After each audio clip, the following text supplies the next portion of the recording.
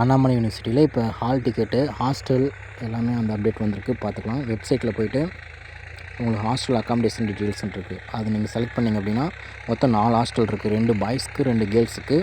அந்த room rent ஒரு நாளைக்கு 150, 200 அது எல்லாமே உங்களுக்கு ஃபுல் டீட்டெயில் கொடுத்துருக்காங்க. அடுத்து அவங்க ஃபோன் நம்பரும் கொடுத்துருக்காங்க.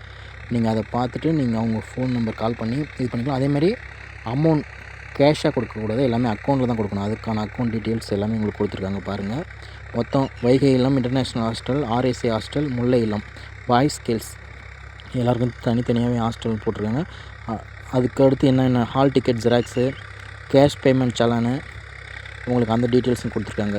நீங்கள் அந்த கேஷ் பேமெண்ட்லாம் கொஞ்சம் கரெக்டாக பார்த்துக்கோங்க, அது ரொம்ப முக்கியம். அதுக்கடுத்து ப்ரீவியஸ் இயர் கொஸ்டின்ஸ் அதையுமே வெப்சைட்டில் அப்டேட் பண்ணியிருக்காங்க.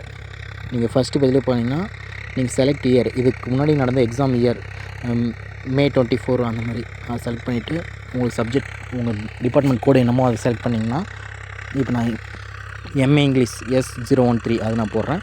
அதோடைய 4 செமஸ்டர் கொஸ்டின் நீங்கள் first semester, second semester, third, fourth உங்களுக்கு எந்த செமஸ்டர் வேணுமோ நீங்கள் அதை செலக்ட் பண்ணி அதில் இருக்க கொஸ்டின்ஸ் படிச்சுட்டா ஓரளவுக்கு இம்பார்ட்டண்டான கொஸ்டின்ஸ் ரிப்பீட்டில் வரும்.